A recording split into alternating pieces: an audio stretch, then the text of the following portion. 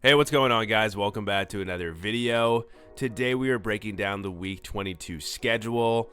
As you can see right here, I do not have my camera on. I woke up today feeling pretty sick, so I'm just going to do audio for this one. But we have a decent amount to cover for this week. For a lot of you, this is your first playoff week, and the adds that you make are crucial. First, I want to talk about some must-add players that could be sitting on the waiver wire for you. We have 15 guys on this list. I'm going to go from the lowest roster to the highest roster here. So we are starting off with Barrett Hayden of the Arizona Coyotes. He is centering that line with Schmaltz and Keller, and that line has been killing it as of late. If you look at his game log, he's putting up a lot of points. So with Coyotes having a decent playoff schedule, I think he is going to be great throughout the playoffs. I would definitely suggest taking a look at him in any leagues with 12 teams or more. Next, we have Jacob Vrana of the St. Louis Blues. Got moved from the Red Wings to the Blues this past trade deadline. He scored a goal the other night, and he's actually getting decent deployment. I mean, he's only getting like 14 to 15 minutes a night, but he's getting a decent amount of power play time. And what we know with Vrana is that he's so speedy. He can score a lot of goals. If you're looking at his stats over the past couple of years, he's one of the league's best 5-on-5 goal scorers. So I expect him to have a couple of big nights with the Blues for the rest of the season. Next, we have Nino Niederreiter, who's playing on the first line with Mark Scheifele and Kyle Connor, and he's also on the first line power play. He has racked up a lot of points since getting traded from the Predators, and I think he's going to continue to do this with this amazing deployment. Then we have TJ Oshie of the Capitals. I know this guy's a band-aid, so expect him to probably get injured throughout the playoffs, but if he stays healthy, he will probably be very good. I mean, the Capitals have a decent playoff schedule, and Oshie is putting up a lot of points as of late. He's playing on the first line power play. He's great on that power play. He's in the top 6, and I just expect him to be really solid throughout the rest of the season if he can stay healthy, like I said. Next, we have Alex Killorn of the Tampa Bay Lightning, who is playing amazing as of late. He has 7 points in his last 7 games. He had a 3-point night the other night. And what's really good with Killorn is he is playing on the first line power play now. So Tampa has a firepower offense, and I expect him to keep putting up a lot of points. Then we have Ryan Hartman of the Minnesota Wild back on the first line with Kirill Kaprizov and Matt Zuccarello. Hartman was really good last year, and we're seeing sparks of his play from last year now. So I think he's picking it up. He's putting up more points, and I could see him being fantasy relevant for the rest of the season with this deployment. Another Wild player here is defenseman John Klingberg, who got moved from the Ducks to the Wild this past trade deadline. He had 2 points last night, and he got a power play point as well, so things are looking promising for him. The Wild have a decent power play. They don't really score a lot 5-on-5, but if he is going to stay in the first line power play, I expect him to be pretty fantasy relevant. So if you need a defenseman, definitely take a look at Klingberg. The next player we have is Rasmus Sandin of the Washington Capitals. This guy has something like 8 points in his first 3 games with the Capitals since getting dealt from the Maple Leafs. And I got to tell you guys, it's extremely impressive what he's doing. He had 2 separate 3-point nights in these 3 or 4 games that he's played for the Caps. So he's playing on the first line power play. If you need a defenseman, you need to pick Sandin up before it's too late. Next, we have Andrei Kuzmenko of the Vancouver Canucks. He is on pace to hit like 40 goals this year. He's played fantastic in a pretty low Canucks season. Yeah, I mean, his deployment's great. He's playing in the top 6. He's playing on the first line power play. He's just a machine out there. I think he's going to have some big nights for the rest of the season because the Canucks have a really easy schedule. So definitely take a look at Kuzmenko. Then we have Jared McCann, a guy that's also been lighting it up as of late. He is on pace for over 40 goals as well, which is super impressive. There's not much else to say about McCann, guys. You just got to take a look at his game log. I think he is a great sniper in this league, and I think he's going to keep it up for the rest of the year. Next, we have Jonathan Quick of the Vegas Golden Knights. I actually was pretty down on Quick going to the Knights because Adin Hill has played so well. I didn't think Quick would be getting that many starts because he's played so atrocious on the Kings, but when he came, they were splitting starts, and now Hill got injured, so it looks like Quick is going to be the #1 starter until Hill comes back. And with Quick having a shutout last night, he had a couple of wins as well. I think that if Hill does come back, they are going to split starts. Vegas have a really easy schedule in the playoffs, so I expect him to get a lot of wins. If you need a goalie, you need to pick up Quick. Next, we have Evan Bouchard of the Oilers. With Tyson Barrie gone, Bouchard is taking over that first line power play, the best power play in the league. I expect him to have some monster nights on that power play, getting more minutes as well. Playing alongside Matthias Ekholm, so I think that's going to be very good for him. Definitely pick him up if he is somehow available. Then we have another defenseman, Dmitry Orlov of the Bruins. This is also a guy that's on the first line power play. I did not expect this to happen, and he's been killing it as of late. I think he had like 2 3-point nights like back to back or in a span of 3 or 4 games.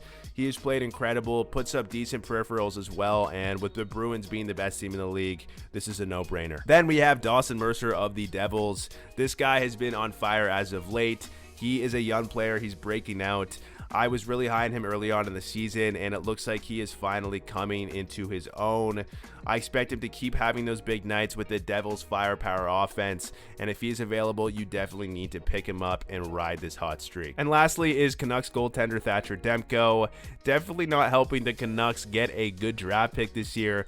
The Canucks have won 4 in a row, and he's played incredible. Even when they lose, he's making like 35 to 40 saves, so this is going to be very good for your fantasy playoffs. And the thing is, the Canucks have a really easy schedule for the rest of the year. I really don't think they're going to get a high draft pick. They're going to get a lot of wins, and Demko is surely going to get a lot of fantasy points because of this. For the Week 22 best schedules, this is ranked by off nights and opponent strength, and these teams are going to help you maximize your games. The number 1 team being the Buffalo Sabres. They have 4 games this week, and all of them are off nights, so you definitely want to pick up players from this team.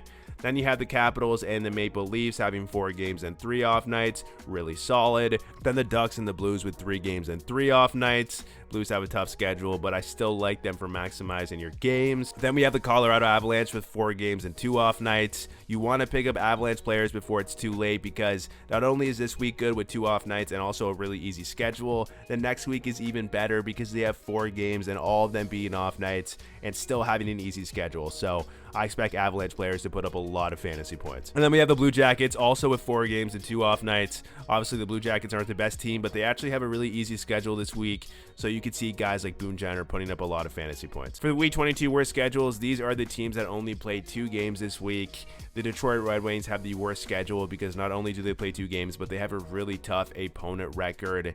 And then we have the Florida Panthers. It's an okay opponent record, but they still only have 2 games. So you definitely might want to consider dropping players from these teams, especially if this week is a playoff week for you. Players on these teams could definitely cost you your playoffs right now. Now, for the easiest schedules, this is ranked by opponent record, and basically you want the goalies on these teams.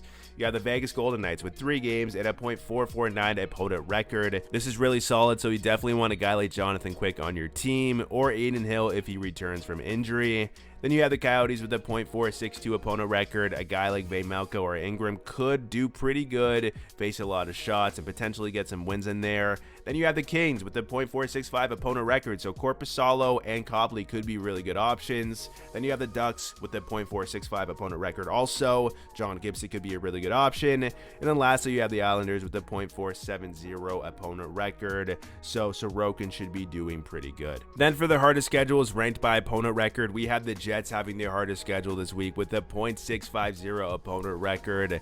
Hellebuck is definitely going to have some tough nights. Then we have the Flyers with the .641 opponent record. Carter Hart is definitely not going to have a good week. Then we have the Lightning, the Senators, and the Sabres.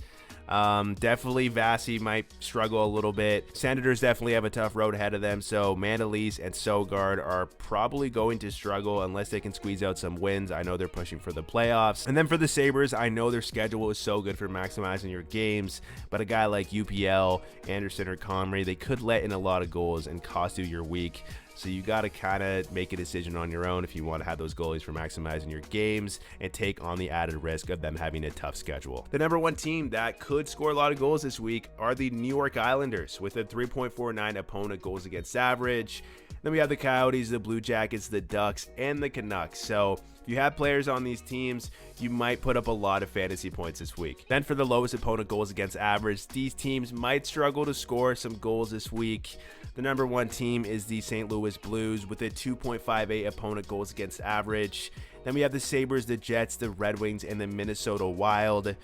The thing is, Blues and Sabres have really good schedules for maximizing your game, so you might want to take this into consideration. But I will say, for the Sabres, they score a lot of goals. I think they're top 3 in most goals per game in all of the NHL, so I wouldn't worry about the Sabres too much. But you might want to be cautious with the Blues. There are Blues players on my streamer list, but definitely take this into consideration. Finally, we are doing the best streamers to add for this week to maximize your games. The number 1 player is Alex Tuck. He has been skating in the past couple of days, but I don't know if he's going to return, so that's why you see IR here. But if he's back, he's a fantastic player, and like I've said earlier, Sabres have 4 games and all of them being off nights. So I think that's going to be really good for helping you maximize your games. And the same can be said about Jeff Skinner and Dylan Cousins. Really like how they've been playing lately. They are going to be fantastic options. Then we have Nichushkin and Lehkonen of the Colorado Avalanche. They have a really easy schedule this week. Only 2 off nights, so not the best for maximizing your games. It's still good, but you also want to hold on to these guys or add them for week 23 because their schedule is fantastic that week as well. Then we have Victor Olofsson and Casey Middlestat. 4 games, 4 off nights. That is great. Then we have TJ Oshie, Trevor Zegras, Dylan Strome, Michael Bunting, Robert Thomas, and Evgeny Kuznetsov. All players with 3 off nights this week. Then for part 2 of the best streamers, these players might be more available if you're in a league with 12 teams or more. We have Troy Terry of the Ducks. We have JT Compher, Jacob Arana, Braden Shen, Adam Henrique, Frank Vetrano, Boone Jenner, Samuel Girard, Bowen Byram, Evan Rodriguez. Like I said before, those Colorado players are going to be really good for this week and also next week. Callie Yarncrow of the Toronto Maple Leafs. Then we have Alex Newhook, Kent Johnson, and Sonny Milano. All of these players are going to be great for maximizing your games this week, and I think a lot of them can put up a decent amount of fantasy points as well. All right, guys, that's the end of the video. Thank you so much for watching. Good luck in your playoffs. I hope you guys can make a run and win the championship this year. Make sure you hit that subscribe button below. I would really appreciate it. And like always, have a good one.